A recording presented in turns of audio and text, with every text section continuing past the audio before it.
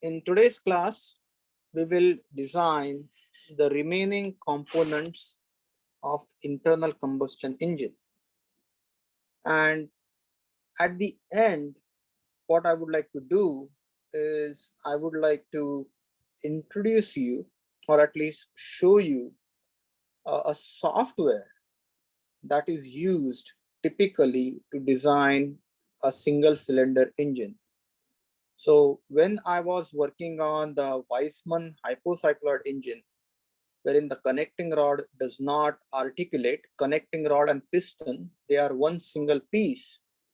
We used that software to design and find out the efficiency of the Weissman engine. So let me go through the design process for the connecting rod, crankshaft, and valve assembly. So what does a connecting rod do? Connecting rod takes the forces. On one side, you have piston. The piston pushes the connecting rod, and connecting rod has this particular shape. So design of connecting rod. This is also called as con rod. So connecting rod has this particular shape.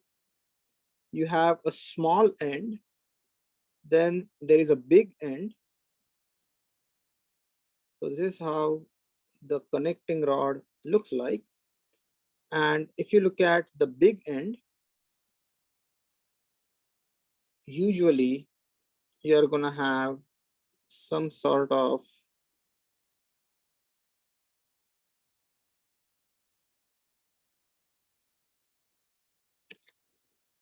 this, and there will be a cap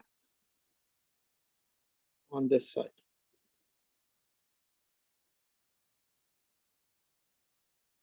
And then there will be bolts or studs. They hold this connecting rod together. Now this is where, this is called as the small end.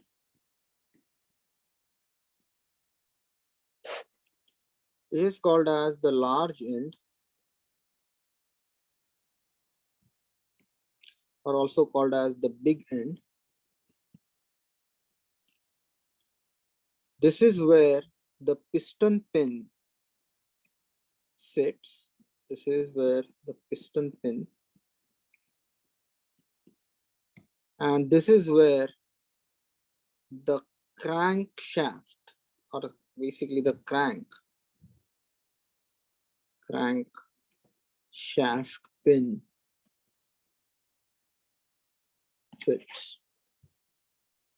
Now please understand that there is a lot of loading acting on the small end, and this load is not constant. This is a variable load. So there is fatigue loading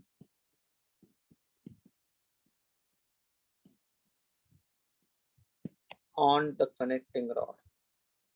So, and connecting rod, as you can see, is typically, it's a long beam. So this is the length of the connecting rod. So what could happen is, if you think about the connecting rod as a column, under the action of load, connecting rod could buckle. So there could be buckling. So design of connecting rod is the combination of fatigue loading, strength calculation, and buckling. And connecting rod design is not only important from strength point of view, but also deflection point of view. Because if you think about the space in which the connecting rod is oscillating back and forth and articulating left and right, you don't want connecting rod to deflect excessively so that it hits either the cylinder wall, or it hits the crankcase or crankshaft, and so on. So there are a lot of considerations. You want to also make sure that the connecting rod has the lubrication holes so that the crank pin is lubricated. There are internal holes and guideways through the connecting rod so that the oil can be passed around the various parts of the engine. In the four-stroke engine, typically at the end of connecting rod, you have sort of a small cup. The, the function of this cup is as it goes up and down, when the piston is at bottom dead center, BDC, connecting rod is sort of uh, scooping the oil from the crankcase and splashing that oil onto the cylinder cavity. So this connecting rod is sort of pumping the oil all across engine components.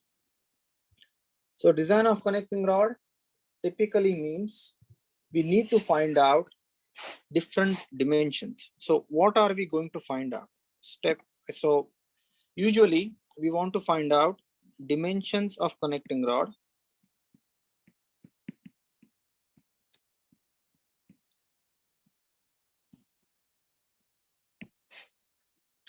Then we want to find out dimension of crank pin.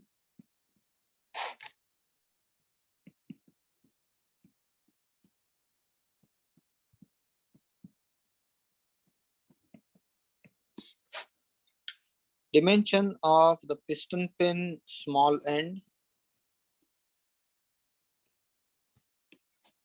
Then size of the bolt.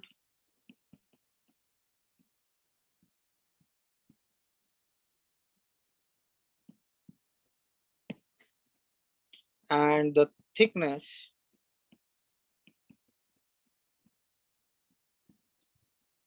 of cap.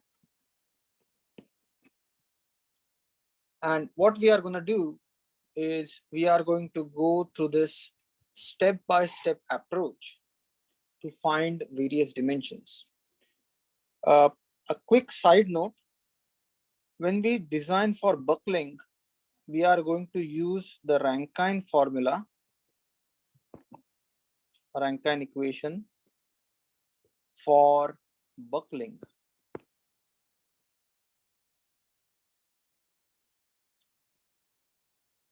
And what this simply means is you don't want your connecting rod to be too long.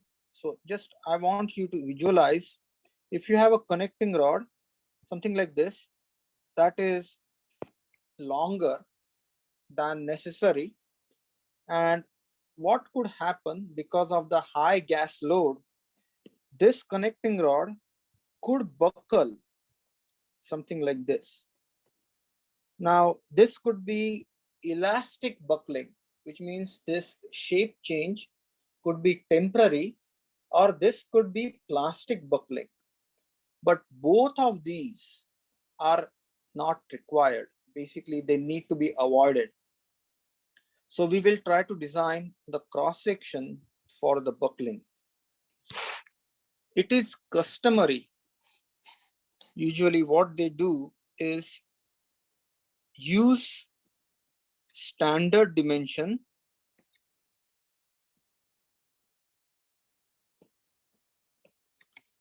and check the design.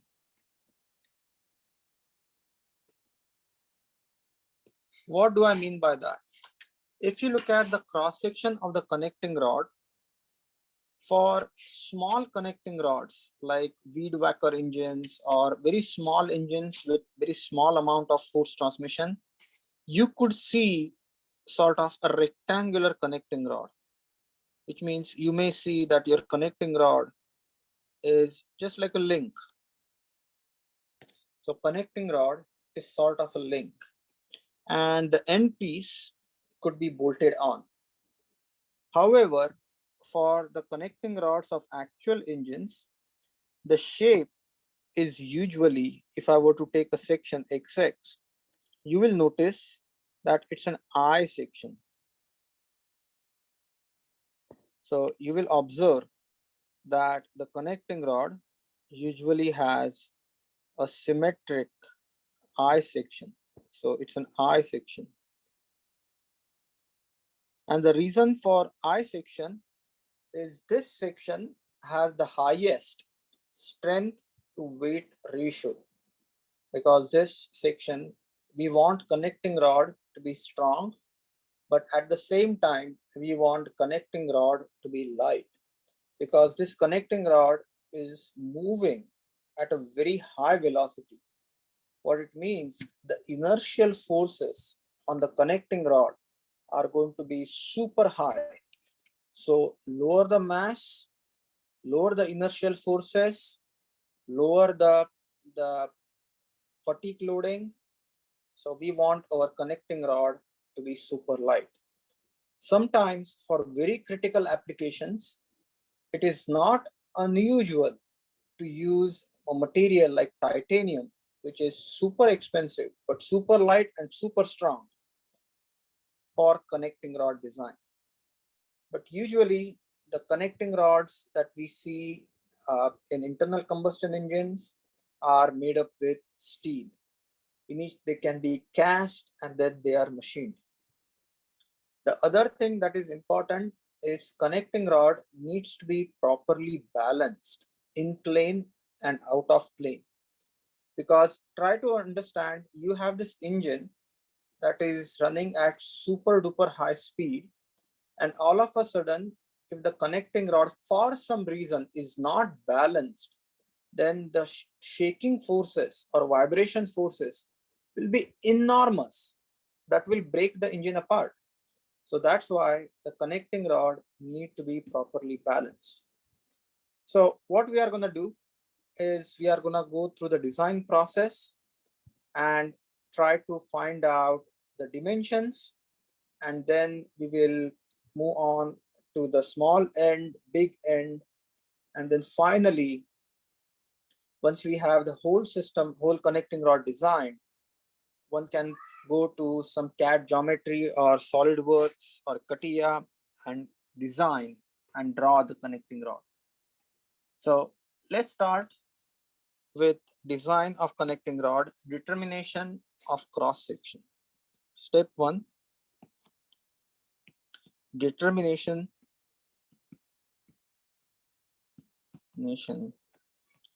of cross section of connecting rod.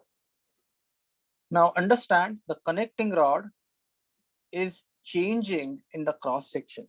What it means, as you can see, the small end to big end, the connecting rod tapers down to the small end. In other words, the I section changes in its dimension. So what we want to do is we want to find out the average dimension and then interpolate the dimension across the length. So first and foremost, we are going to use the Rankine formula. So connecting rod on rod is designed using Rankine formula.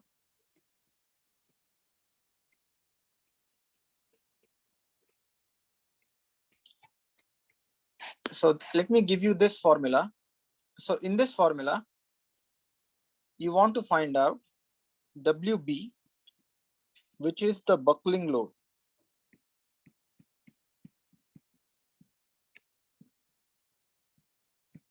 And this buckling load is given by the equation WB is equal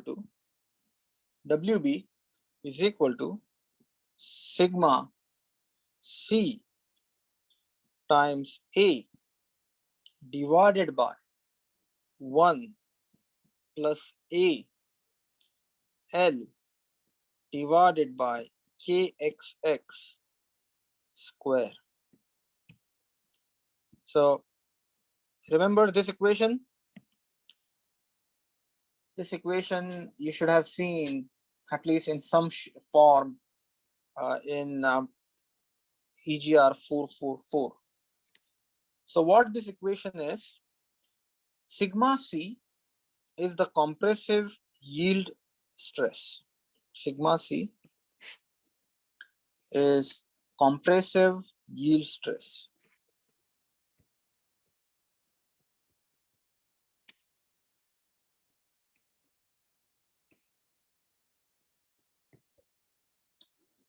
Then you have A, which is the cross-sectional area. Then you have Ixx and Kxx, or you will see Kyy. That is nothing but the radius of gyration. So Kxx is the radius of gyration.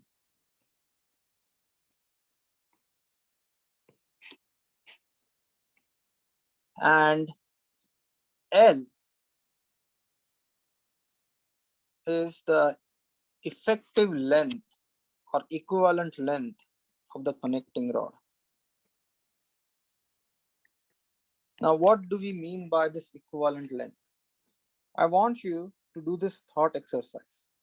Consider a strut, and if this strut is fixed at one end, the amount of loading of compressive load, so WB, that is needed to buckle this beam will be different if this beam is hinged.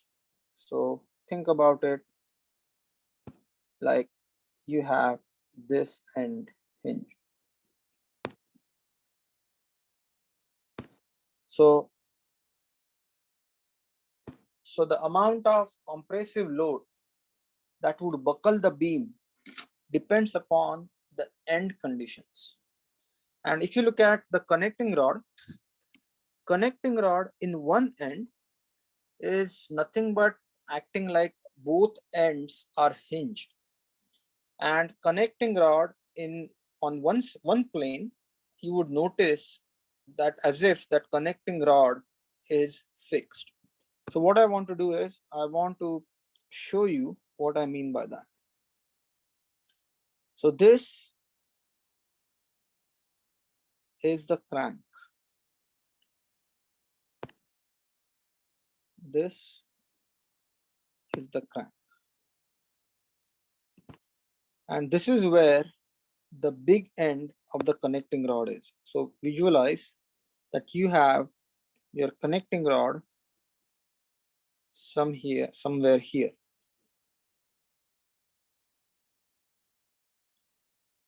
And this is the big end, this is the small end. Now I want you to consider two planes. The first plane is this plane. I want you to consider this plane. And I want you to consider other plane that is perpendicular to this plane. Now you can observe that in one plane, this deflection or the buckling, you can see that it's like it's hinged at both the points. So you have the piston pin on top, this is the piston pin,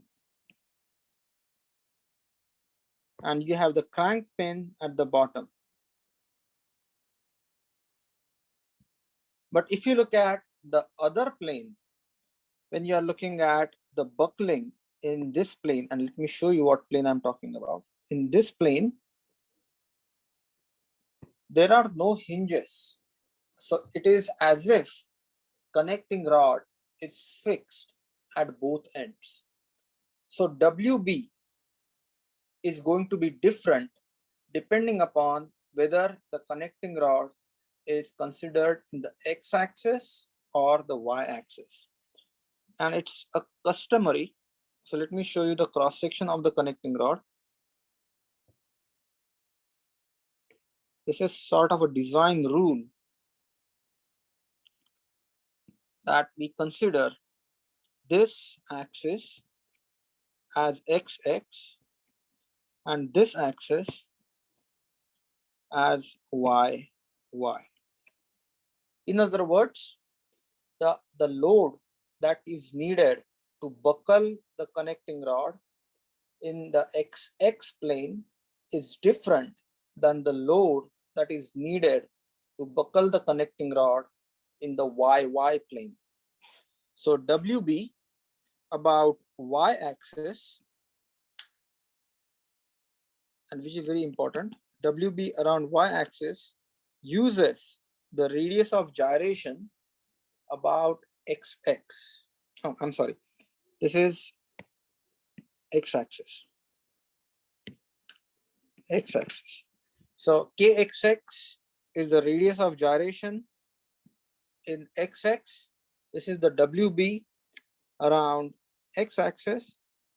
If you want to find out WB around Y axis, same equation divided by 1 plus A L divided by KYY. And in the case of X axis, your L is equal to the length of the connecting rod, and for Y axis, L is equal to L by 2. Because about X axis, we assume both ends hinged, and I will write this down.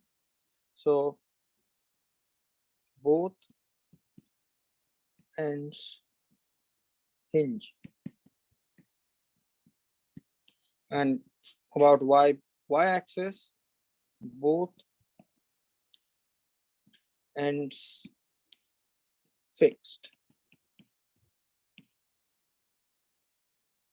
Now there is a constant A, which is sort of the constant that is dependent on different materials. So if you have steel, this constant is 1 divided by 7500. And you will use this equation and then find out the value of WB. And this, your gas loading. So gas loading, which is the maximum possible load. And this is nothing but P max multiplied by the area of the piston or area of the cylinder, inside diameter of the cylinder, has to be less than the WB value. This has to be less than WB. Because if your gas loading exceeds the value of WB, then connecting rod, rather than transmitting that force, will buckle or collapse in itself. Now, if you look at the standard dimensions of connecting rod, and this is all typically used in connecting rod. Connecting rods or con rods have standard proportions.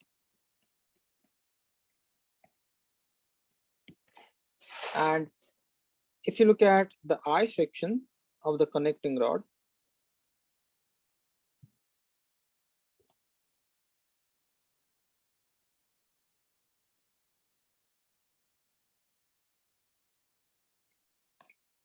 these sections is, this dimension is B. B is equal to 4 times thickness. This dimension is 3 times thickness. This dimension is actually the thickness of the connecting rod. This dimension is equal to thickness. And this is a very standard cross section. But when it is connecting rod is actually cast, you will notice that we usually round or add some fillet radii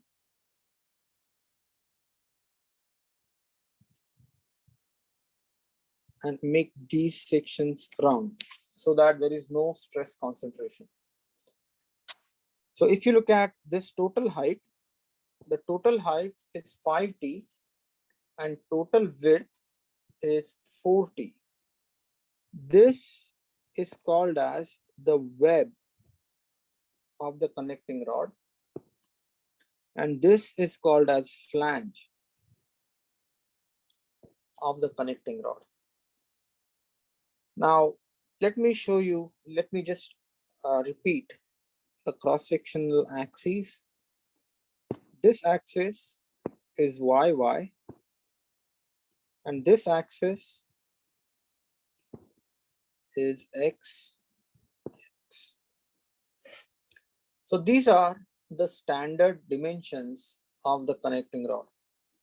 And why we use these standard dimensions? Because it makes our life super simple. So if you were to find out the relative strength of the connecting rod in the cross section XX and YY, you would notice for these dimensions, the connecting rod is going to be safe. So what I want to show you here is for proportions shown,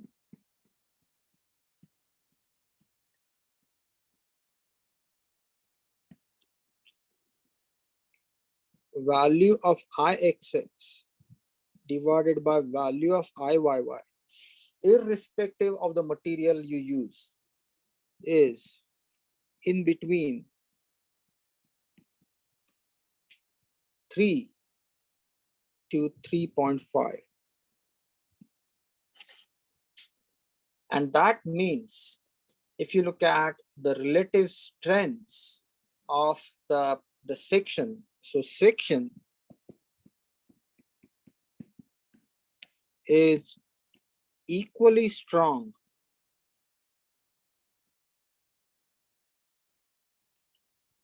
in buckling about XX and YY. So the question is, how do we find out the dimensions? So to find the dimension, what we do is we use the equation WB. We use the equation WB is equal to sigma C times A multiplied by 1 plus A L divided by KXX. This is the equation that is to be used. And WB, so we start with WB is equal to factor of safety. So factor of safety multiplied by maximum gas force. Factor of safety is typical from 5 to 6, and you multiply this by P max, which is the maximum pressure in the diesel or Otto cycle, multiplied by pi by 4 times DI square. So WB is known. Then sigma C, it depends upon the material. So for an example, if it's a steel, then you will use sigma C typically as 100 to 150 Newton per millimeter square for steel. If you have cast iron, then the values would be different. If you have alloy steel, the values are going to be different. Now, it can be easily seen that with these dimension T, the area of this section, so I'm going to show you this shaded area, can be expressed in terms of T, because check this out, all the dimensions are given in terms of T. So I could partition this I section into 3 rectangles, add the areas of the rectangles, and you will notice for this standard section, this area is 11T square. The next thing is we want to find out the value of kxx. So what we do is we find out the value of kxx. Kxx is given as Ixx. Kxx is Ixx divided by a square root. Because please note, I will give you a side note here. I is a multiplied by the radius of gyration square. So radius of gyration is given as in millimeters. Area is given in millimeters square. So as you can see, the dimensions check out. So radius of gyration is nothing but area multiplied by the radius of gyration square is equal to area. And I will show you for xx, this is going to be something like this. And Ixx for this cross section can be expressed in terms of T. Ixx for this cross section is given as 419 divided by 12 T to the power 4. So what I want you to do is, I want you to look at the procedure for a second. A is given constant. A is 1 divided by 7500. So WB is found out. You can find out the value, the L. L is nothing but the length of the connecting rod. And length of the connecting rod is the design parameter. So length of the connecting rod is a design parameter. Once you know the crank radius, once you know the stroke, you can find out the length of the connecting rod from the dimensions that are given to us. Then what we do is, next step, we find out this area. Then we find out the value of Ixx. And please note, these values are given in terms of T. So finally, my Kxx will be in terms of T. And that will be substituted in this equation. So what I'm trying to say here is, at the end of the day, on the right hand side, you will only have the equation in terms of T. It will be in terms of T square or T cube, but it will be as a function of T. So from this equation, next step is we find out what is the value of T. And once the value of T is determined, the cross section of the connecting rod is known. And again, for small gas loadings, connecting rod dimensions connecting rod could be rectangular. So the same process can be modified to find out the cross sections of the rectangular connecting rod. But step 1 is to find out the value of WB. Step 2 is find out the value of area in terms of T. Then find out the value of Kxx in terms of T, and then substitute all those values and finally get the value of T. Next step is we have to find out the dimensions of the crank pin. So crank pin dimensions.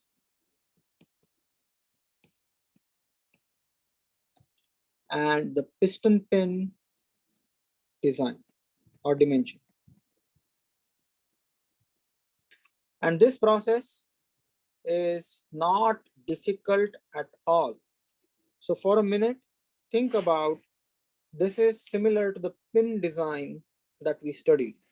So first and foremost, the force because of the gas, this is the maximum force, is P max multiplied by pi by 4 d inside square. And then what we do is we design the pin for bearing. So design pin for bearing. So sigma B is equal to Fg divided by the length of the pin multiplied by the diameter of the pin. And if you want, so length of the pin, so Fg is known, sigma B, depending upon what material you choose, this will be known. So this is something design parameter, so this is known. Length of the pin and the diameter of the pin, there are two ways to do this. Typically, length of the pin, LP, is considered to be 1.25 diameter of the pin, and then we find out the value of diameter. So we find out the value of dp, and then we find out the value of lp.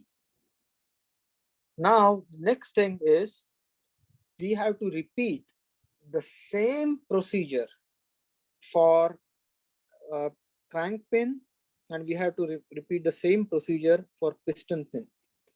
So you will use the same equation. So I'm going to call this equation 1. Use equation 1 to determine crank pin dia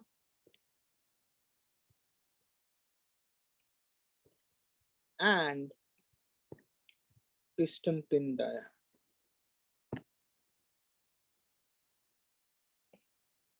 It's just using the same equation twice. And depending upon the type of bearing that you use, and here is a word of caution. So if you look at the small end, the bearing that is used in small end or the bushing that is used in small end could have different bearing stress compared to the bearing that is used in the big end. So if you look at this big end, the sleeve that can be used over here, it could be different. So you can have sigma B1 bearing strength here and sigma B2, the bearing strength here would be different. And depending upon that, the dimensions of the piston pin and dimensions of the crank pin, it changes. So you want to be a little bit careful, and you have to use the appropriate material values, material strength values, whether you are designing the crank pin or the piston pin. Next step is bolt size determination.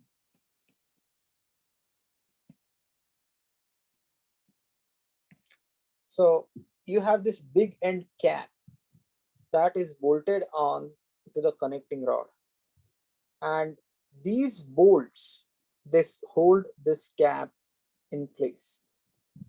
However, not only these bolts are subjected to static loads, but also the fluctuating loads or the inertia loads. So what we do is we design the bolts so that they can sustain the inertia loads. And the inertia loads, so let me tell you this, inertia loads or inertia forces are significantly greater than static forces. So we want to make sure that these bolts first do not come loose or do not break under the action of these heavy inertia loads. So inertia forces F1 is equal to mass of reciprocating components, angular velocity square multiplied by the radius, a crank radius, multiplied by cosine of theta plus cosine of 2 theta L divided by R ratio for the connecting rod. And what I want to tell you here is theta is the crank angle. This is crank angle. And as the connecting rod is going up and down, crank angle is changing from 0 to pi by 2 to 270 degrees back to 360 degrees. So the inertia forces are actually changing. But what we want to make sure is our design is able to support the maximum inertia forces. And the maximum inertia forces would be when cosine theta is equal to 1, and for that matter, cosine 2 theta is equal to 1. So inertia forces Fi max is given as mr w square multiplied by r in the parentheses 1 plus 1 divided by L by R. So all the dimensions in this equation are known. So we should be able to find out the maximum possible load on the bolt. Typically, we use 2 bolts. So if you look at the connecting rod, big end, there are 2 bolts. Typically, 2 bolts are used to secure end cap. So Fi max is equal to pi by 4 times the core diameter of the bolt multiplied by sigma T, tensile strength of the bolt multiplied by number of bolts. So DC is the core diameter of the bolt. Sigma T is tensile strength.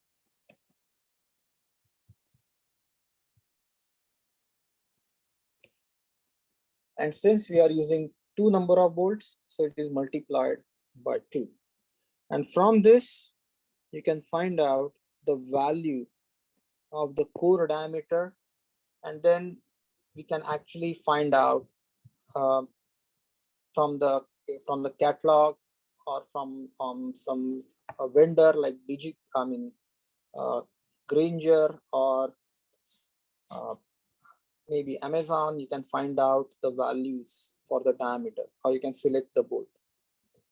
The next part, which is actually the last part of the connecting rod design, is design of the end cap.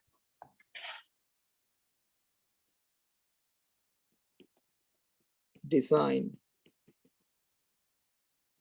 of end cap. So let me show you how it looks like. So consider that this is the end cap.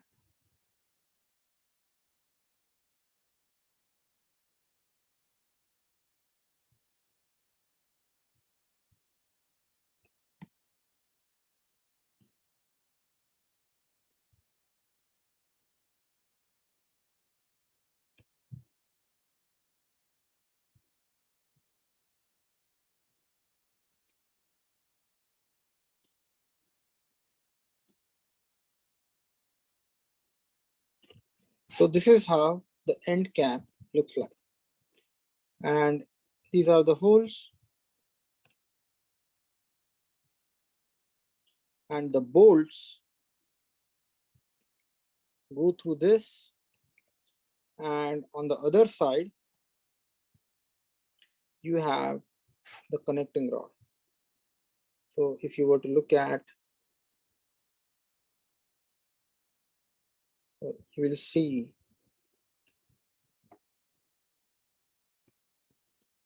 sort of connecting rod.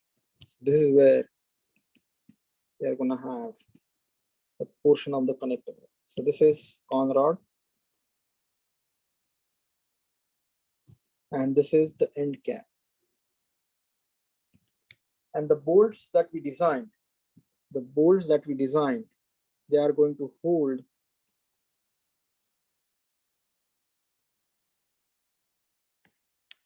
these two pieces together. Now, as you can see, under the action of loading, this end cap is going to bend. So what I want to show you, if this distance, I'm gonna call this distance X. This is the distance between the bolt centers. So X is the distance between bolt centers. And typically, this is dia of crank pin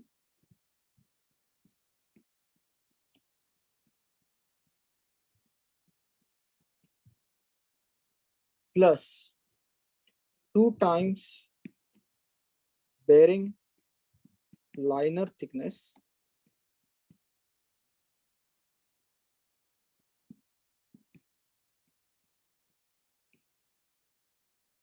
plus some clearance.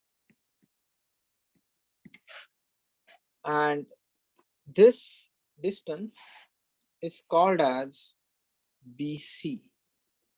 So I'm going to call this BC, which is the width of the cap. So BC is the width of the cap. And this width of the cap is typically is equal to the length of the crank pin, typically is equal to length of crank pin. Now this is the thickness. This is T. And what we do is think about the bending loads on here. So if you were to draw the bending moment diagram in this plane, the bending moment diagram would look something like this. So what we want to do is we want to find out the bending moment diagram, and from the bending moment diagram we can find out the values of the bending moment and then find out the value of allowable stress. So bending moment Bm maximum is approximately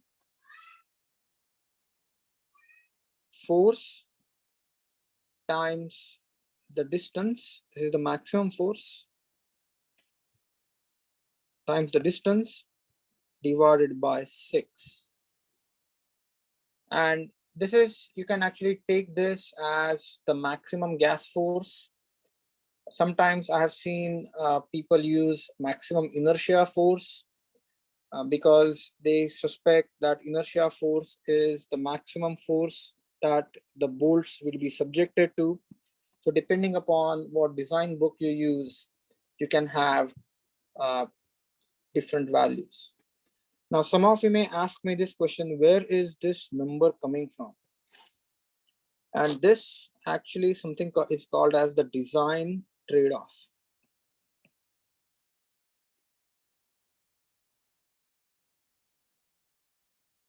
So what do I mean by that? So think about a simply supported beam. And in this particular case, you have Fi divided by 2, Fi divided by 2. And if you were to find out the maximum bending moment, this distance is x.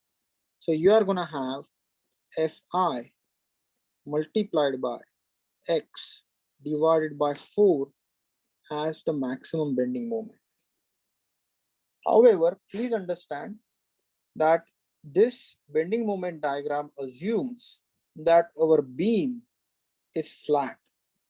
So we are assuming our beam is flat. Then if we were to use this bending moment equation to find the dimensions of the flat beam, everything makes sense. But in our case, our beam is not flat, but it has partially curved shape.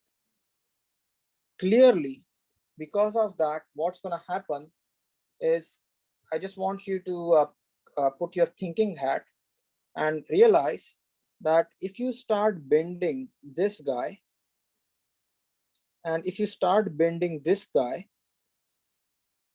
this B, this is A, beam A, and beam B would fail quicker.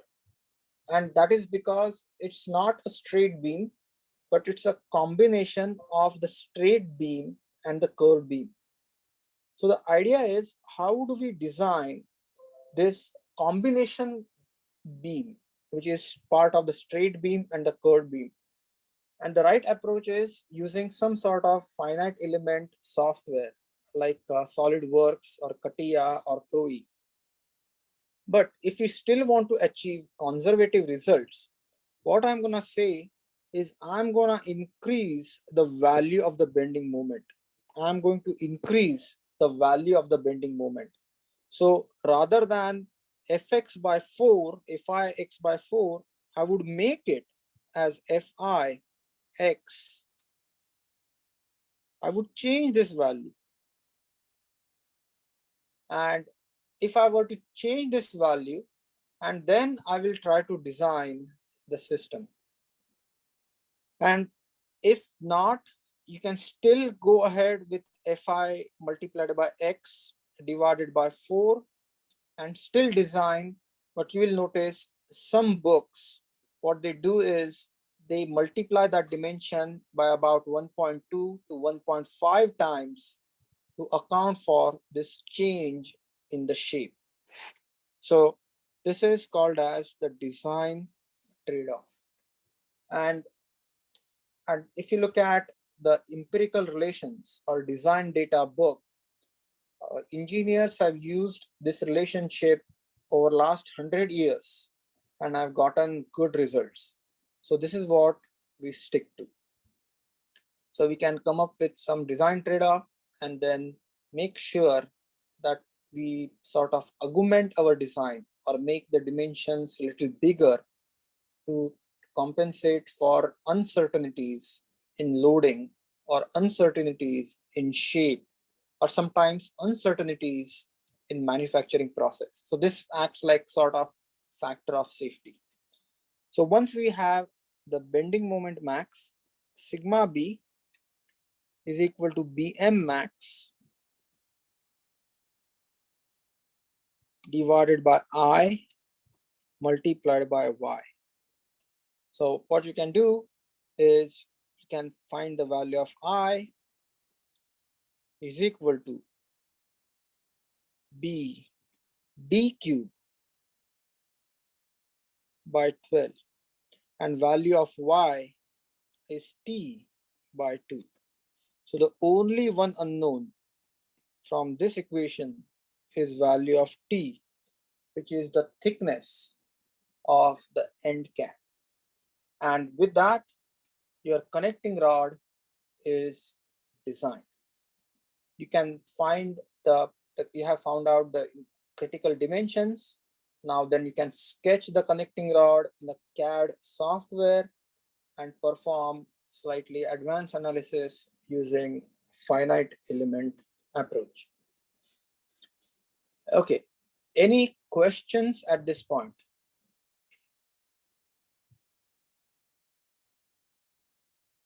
Any questions? So next important part that we want to design is crankshaft. So let me set the problem up.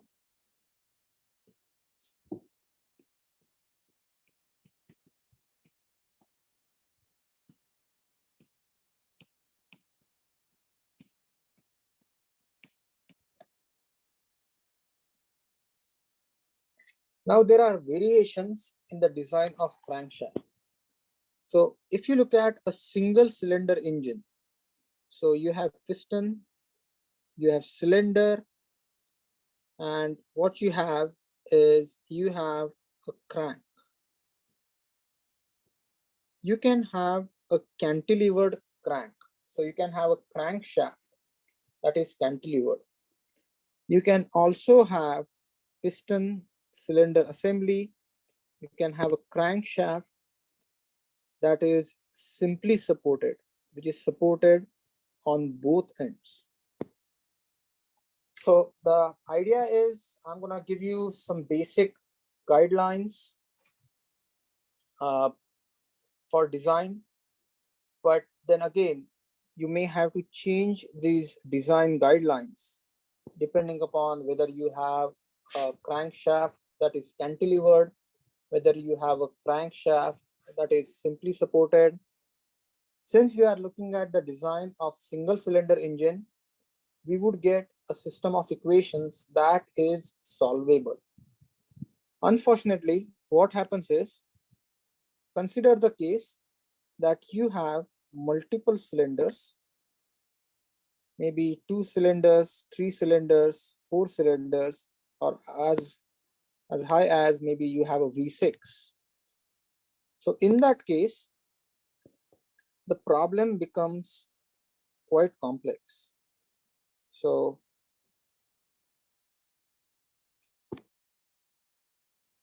because now the number of unknowns exceed the number of equations. So if you have a system something like this, then as you can see that the crankshaft is has bearing at multiple locations. There is a bearing at location A, there is a bearing at location B, there is a bearing at location C, and there is a bearing at location D. So what people do is usually they divide this into 2 separate parts and then design the crankshaft for one cylinder and then check what would happen if you add multiple sections to it. So for single cylinder, the problem is solvable because the number of unknowns equal number of equations. But unfortunately, when you are designing the multiple cylinders, when you have system with multiple cylinders, the crankshaft design is going to be complex. So what I'm going to do is I'm going to give you an outline for design of a simple crankshaft, and then you can change the procedure. You can tweak the procedure depending upon the configuration of the crankshaft. So let me first outline the procedure. First and foremost, find the forces acting on crankshaft.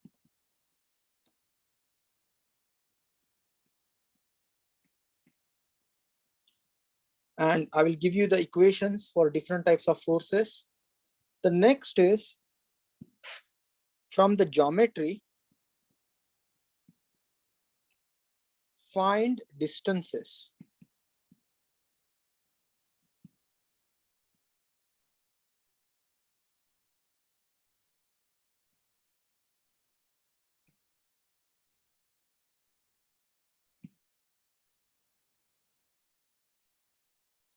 Then the next step is shaft design concept. Shaft. Now please understand, this shaft will be subjected to the bending loads and this shaft will be subjected to,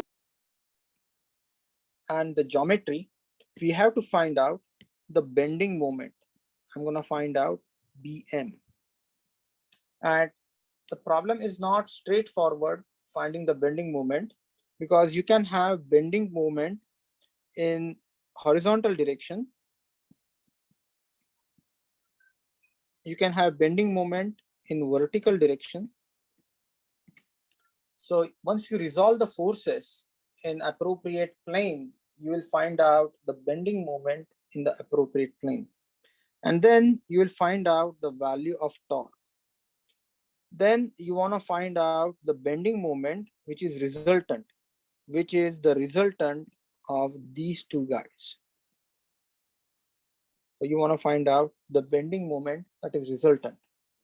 Now we need to combine this torque or twisting moment, TEQ, is equal to square root of bending moment resultant square plus torque square, that gives you the value of TEQ.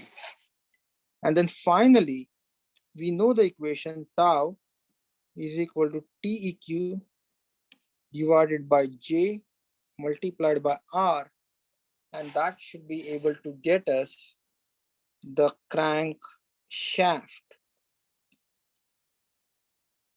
dia. So crankshaft dia is, if you look at the crankshaft,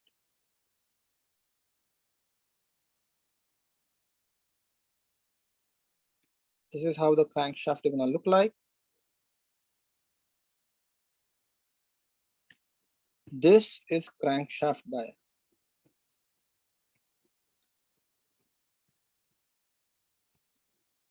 So this is D.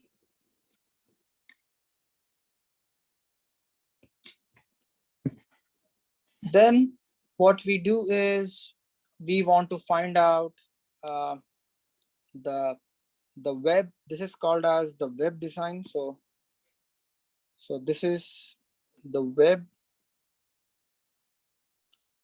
and there are standard dimensions for the web.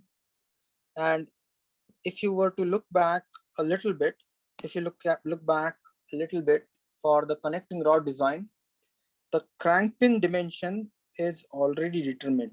So this crank pin, this is called as the crank pin. This is crank pin, and this is known from Conrod design.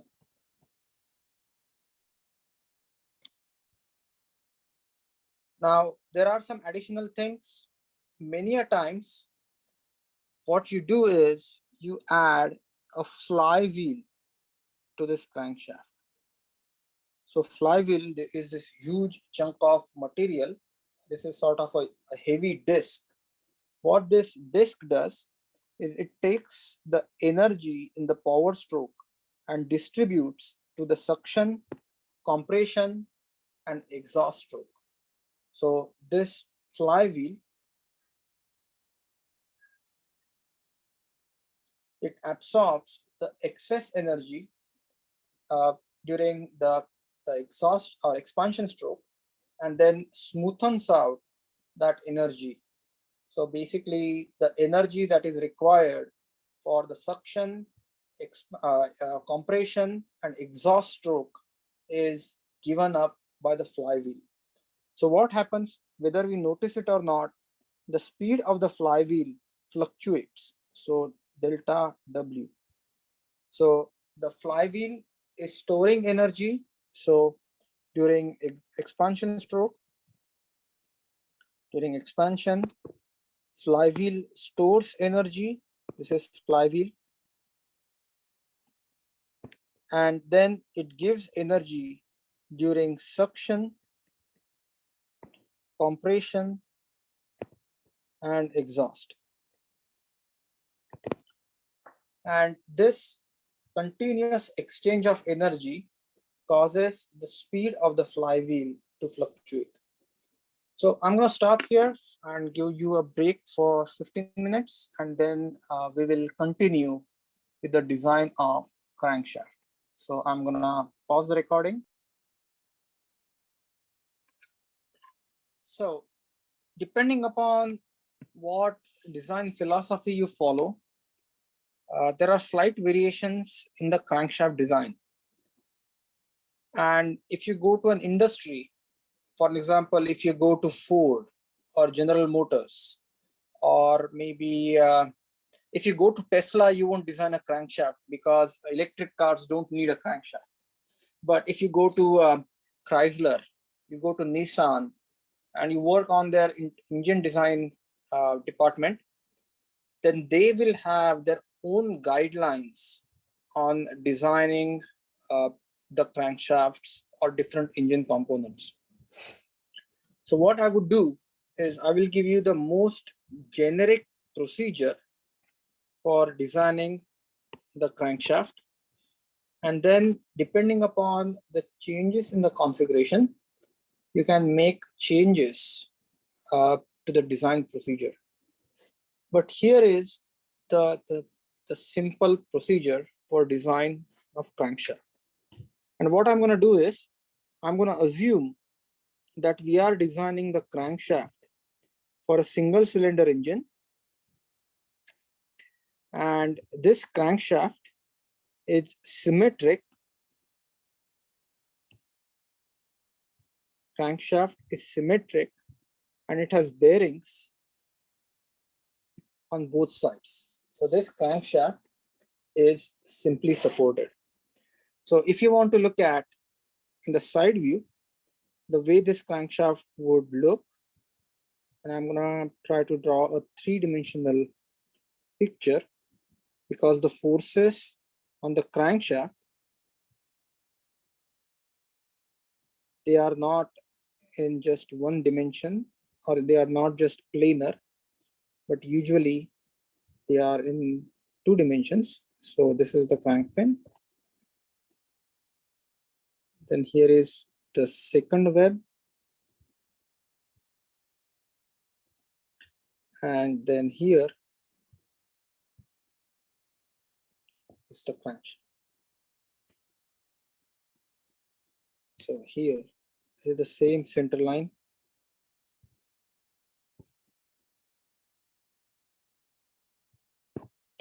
And then you will have bearings here and bearings here. Now, if you look at the loads that are coming on the crankshaft, they are going to be varying depending upon whether the piston is at top dead center or whether the piston is at the bottom dead center.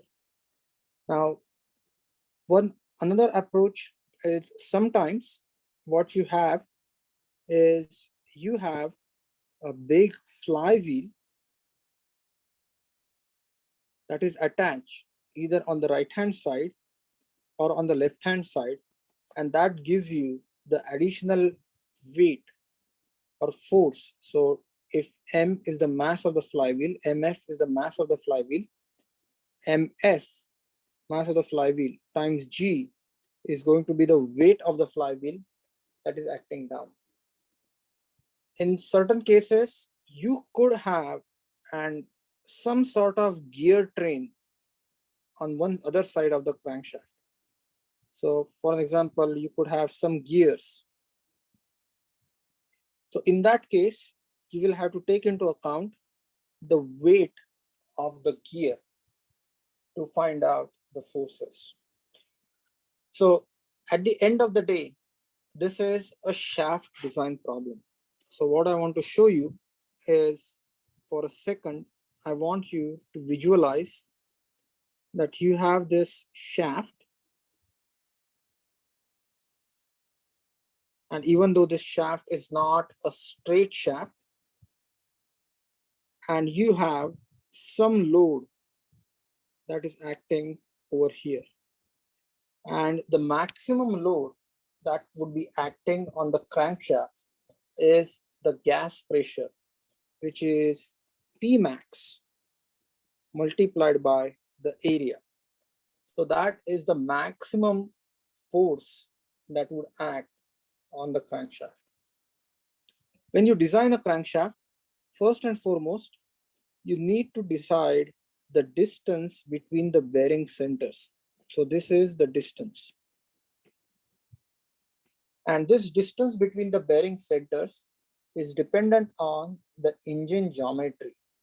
So how much space you have, whether you want to have uh, roller bearings or you want to have journal bearings, whether you want to have ball bearings, what type of bearings do you have? What type of loads the engine is sustaining? Whether this engine is stationary or this engine is used for automotive or some other application, because that changes the vibration characteristics. So first and foremost, what we are going to do is we are going to find out the maximum force that is acting at the crank pin. So this is the maximum force acting at the crank pin, Fg. Once you know the distance, what you can do is you can find out the bending moment.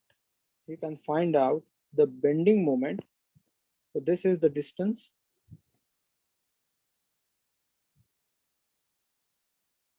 And you can find out the bending moment.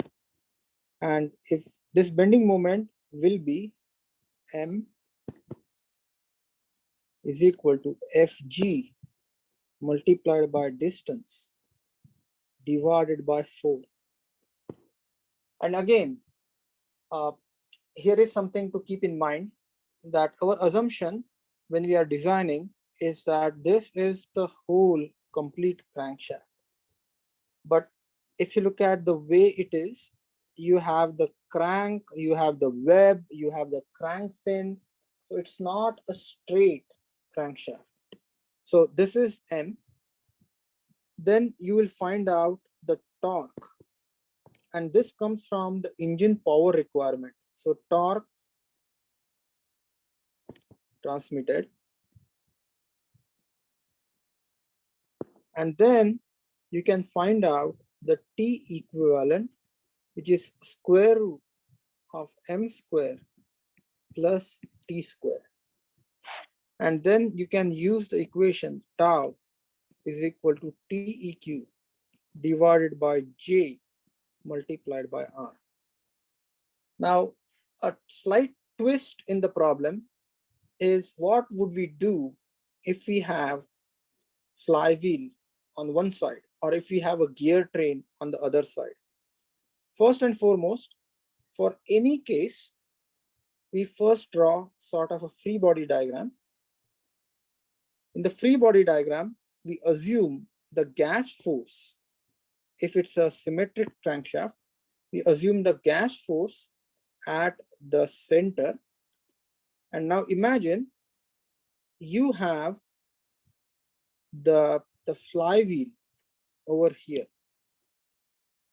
So this is W.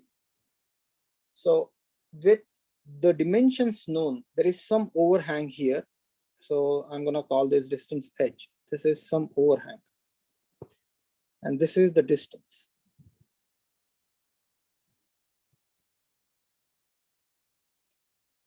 So what we do is from this overhang, we find out the reactions at the support are A and reaction at the support are B. And from these two reactions RA and RB, we find out the bending moment. And clearly, this bending moment is not going to be Fg multiplied by distance divided by 4. This equation is no longer valid. So we find out the bending moment, and that bending moment is used along with torque to find out the T equivalent. And once you find out this T equivalent, you can find out the radius of the crankshaft. There is additional possibility wherein what you do is, if you have gear trains or any other loads, then you can actually take this thing into account. One thing that makes the design complex is sometimes the crankshaft itself is heavy. And as you know, there is this offset. So this is sort of an offset that gives you inertial loads. And these inertial loads, they add or subtract the gas loads. So if you want to take that into account, what you do is you find out the magnitudes of the inertial forces using the same equation that we used for the connecting rod, and then add and subtract the inertial forces based on the location of the crankshaft, and then find out the maximum value, and at the end find the maximum bending moment, and then go on to the maximum twisting moment. Next part is the design of crank pin.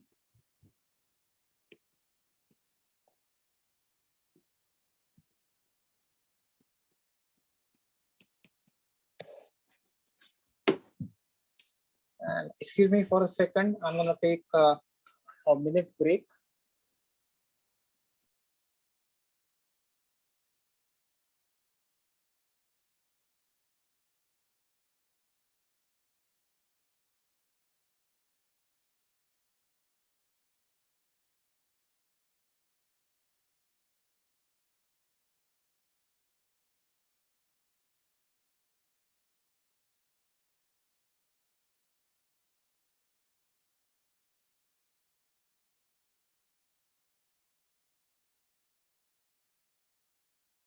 Cup of water.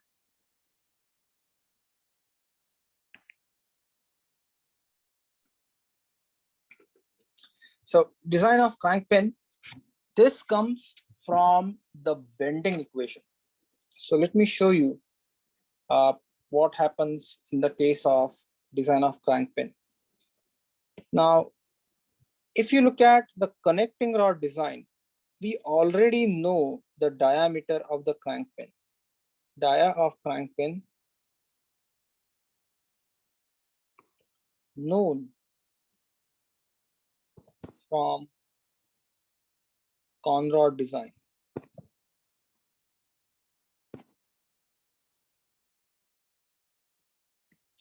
The other thing that is important is I'm going to show you the side view of the connecting rod.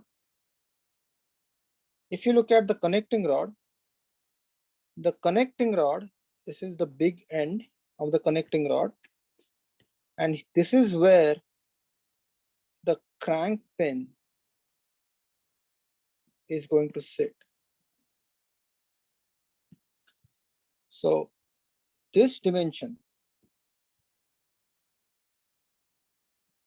is going to be the width of the connecting rod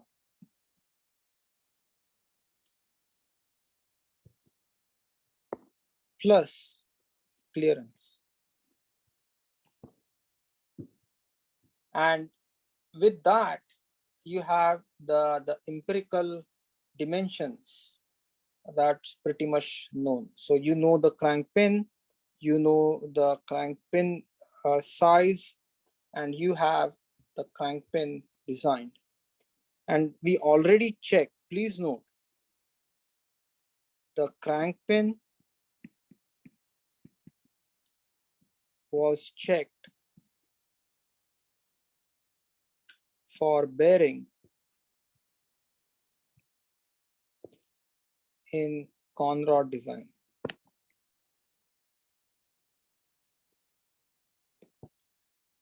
So the next part is design of web.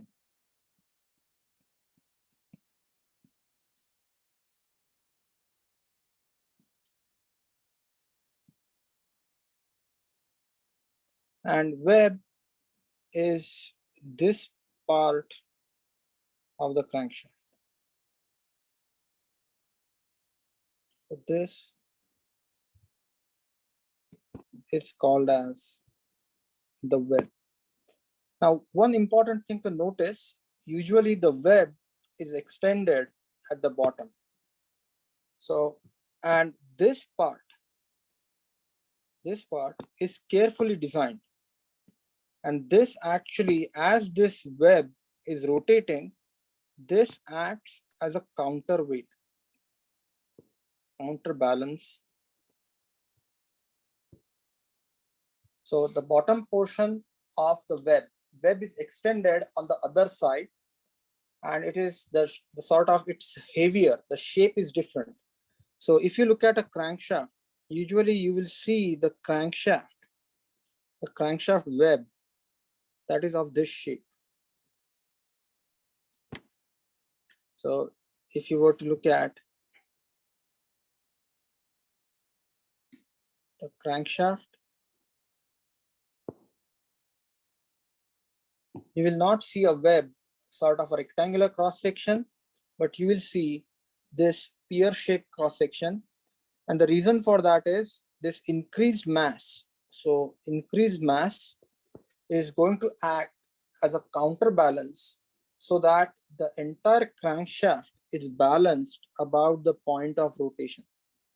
And this is very important. If the crankshaft is not balanced about the axis or the point of rotation, the crankshaft would shatter. So for this, what we need to do is we need to find out the maximum bending moment. So find maximum bending moment.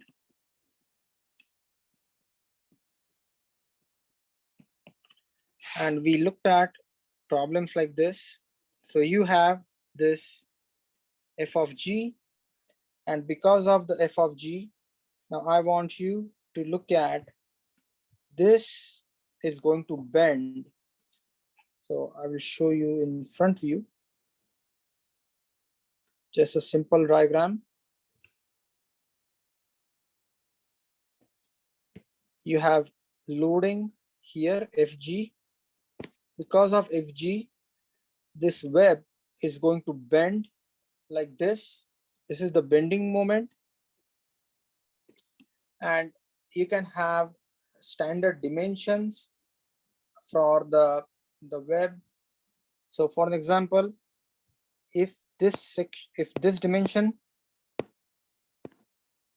this is the crank radius, then if it's a rectangular,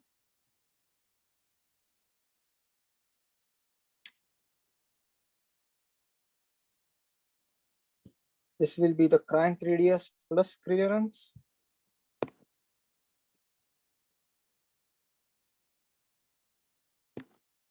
Then this is the width, and this is the thickness. You can assume W by T is equal to 4 and find out the value of I. And then you can use the equation sigma is equal to M divided by I multiplied by Y, and that will give you the value of Y, and it's similar to the design for the bending. Slight variations that are possible is you might have flywheel on the left hand side, or you have some gear train on the left hand side, then accordingly this bending moment will change. So please look at the forces that are acting on the crankshaft and find out the effective bending moment on the web, and that bending moment needs to be used to find out the cross-section area. I mean, a cross-sectional dimension. Any questions here?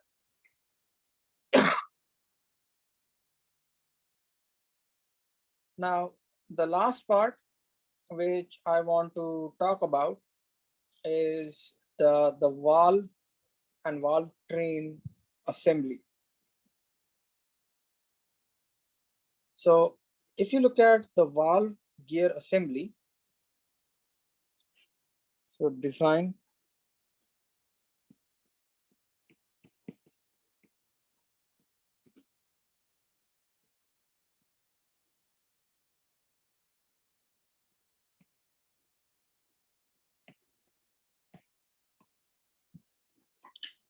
and now don't be surprised because most of the components of the valve train we already designed. So let me show you how this valve train looks like. You have this valve,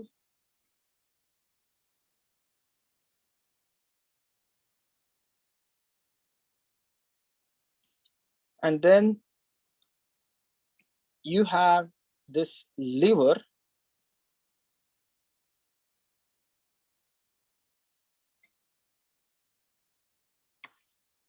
there is this pin, there is this cam and follower assembly,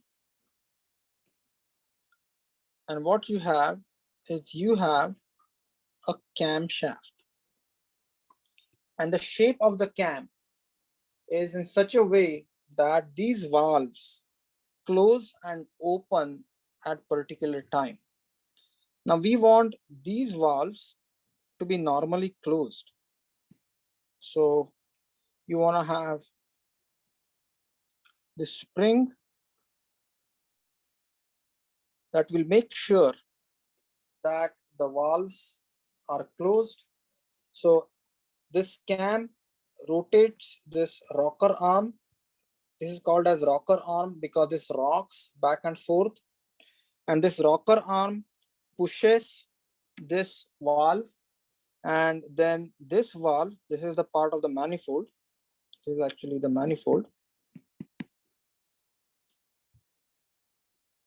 This is the manifold. And this valve opens, and then it could be inlet or it could be exhaust. There is slight variation in the design, whether the engine is vertical, engine is horizontal, if the application is stationary, or if engine is used for automotive design. There are slight variations possible, but this is camshaft, cam and camshaft. So if you look at the crank, this camshaft and crankshaft are attached or connected to each other by either timing belt or timing chain. That's why probably you heard that timing belt or timing chain is very important, because it actually controls the valve opening and valve closing, whether at what time the valves open, at what time the mixture comes in, at what time the valves close. So timing belt and timing chain, they are very important, and there is a particular ratio at which, or there is a particular train, gear train, that makes sure that the timing is properly done. So there are different types of valves, and valve design itself is a topic of an entire course. There is something called as the poppet valve. there is something called as the sleeve valve. There is something called as the reed valve. And there is something called as the rotary valve. And I would encourage you to take a look at different types of valve designs, and they have their applications, and depending upon the cost, depending upon the efficiency, depending upon the gas speed, you can actually design the valves.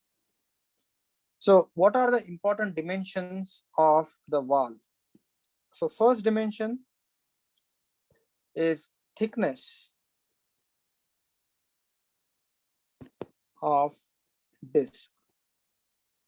So if you look at this valve disc, the thickness of valve disc is very important, and this is done using some empirical relations. So we consider the forces, and the equation for determination of thickness is given as K times dP, which is the port diameter square root of P divided by sigma P. Now port diameter, this is the port diameter.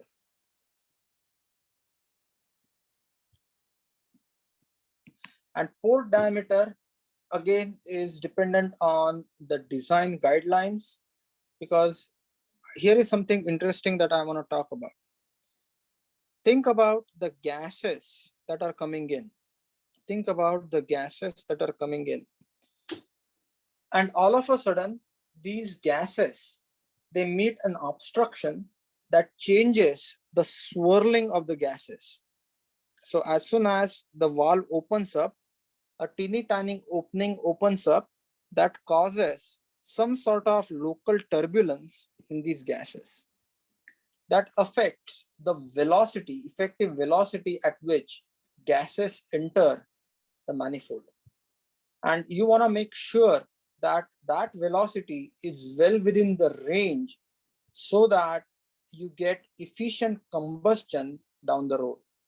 If the velocity is too high, then the flame front will not be generated and propagated correctly. If the velocity is too low, then the charge will not be completely burnt. So we have to maintain the gas velocity. And whether you are designing a low speed engine or a high speed engine. What I mean by that, if you are designing a weed whacker engine or an RC engine, the gas speeds are different.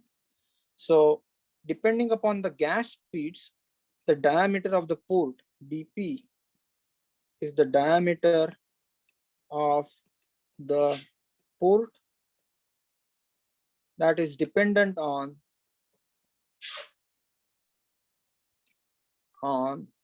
gas speed.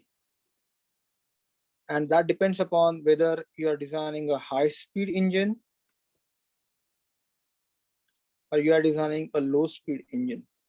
So whether you are designing a weed whacker engine or whether you are designing a simple generator engine. Then the maximum lift of the valve, so this is the lift of the valve, is dependent on the camshaft design. So there is something called as the cam timing diagram.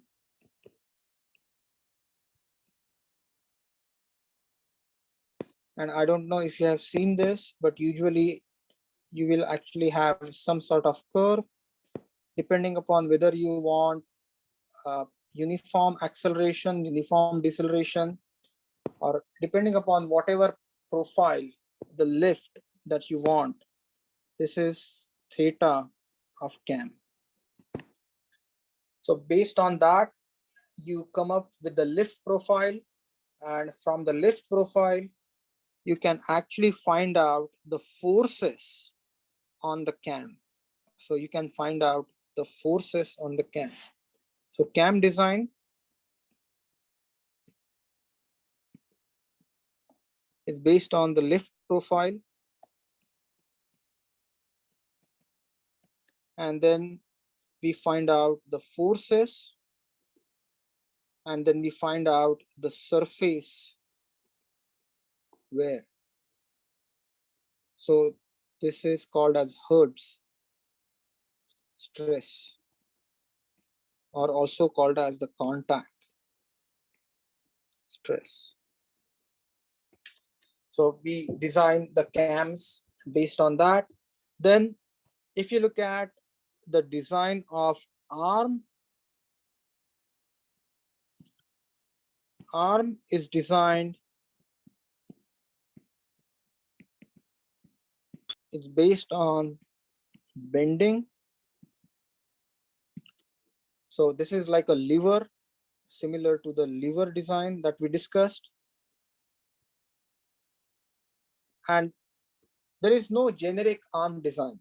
So for an example, I have seen some arms to be like this. I have seen some arms to be like this. And it just depending upon the engine design, engine shape, you have to find out the maximum bending moment and then design the cross section of the arm based on bending.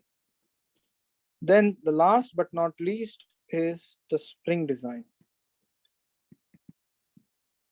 So if you look at the spring design, this spring design is exactly same as the spring design that we studied earlier, in a sense that you want to find out the forces on the spring, displacement,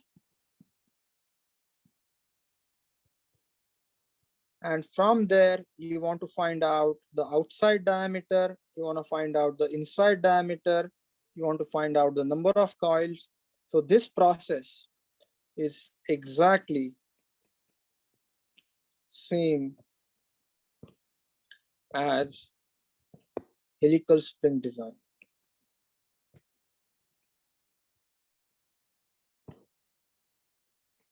So as you can see, that internal combustion engine, it has lot of moving parts and lot of subcomponents, but the designs that we looked at, design processes that we looked at, they are applicable.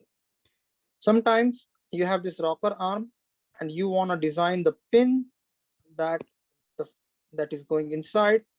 The pin design that we studied can be used for design of the pin. So as you can see, the concepts that we discussed, they can be used for different types of applications and different types of design. And once again, for your quiz problems, you have to design piston and cylinder, no crankshaft or no crank or no valve design is needed. Only design the piston and the cylinder. Let me quickly review the material that we have discussed so far. So in this class, egr445, we looked at the basic design concepts that we studied in egr444. Then we briefly looked at different materials. We looked at simple stresses. We looked at torsional and bending stresses. We looked at the design of cotter joints. We looked at design of knuckle joints. We looked at design of keys. We looked at design of couplings. We looked at design of shafts. We looked at design of levers. We looked at design of power screws. Then we looked at the design of springs. As part of the problem, we briefly looked at the clutch design. We looked at the design of spur gears. We looked at the design of helical gears. We looked at the design of bevel gears. We looked at the worm gear design. And finally, we concluded this course with design of internal combustion engine. So I hope that this course was useful and you get to learn a lot of material. And I promise if you go to mechanical industry, all these concepts, all these applications will be very useful and very important as you look at a new design problem. With that, let me say that it was an honor and pleasure to teach you all this course. And I hope to see you either at the graduate school or come see me after you finish your graduation. Or if you have any questions related to design, I routinely help out students in industry with their design problems. Actually, my master's, my post-graduation was in mechanical design, so I enjoy teaching this class. And I worked on a lot of industrial projects that involve design. So if you happen to have a design question now or in future, feel free to send me an email.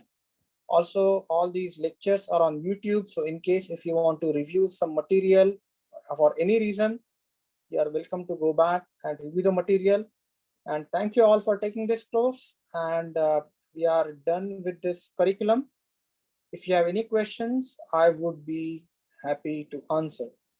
And I just want to tell you that if you have not received an email from me regarding your performance, or if you have not received an academic status report from me, then you should be doing fairly well in this class. So thank you all, and I wish you all good night.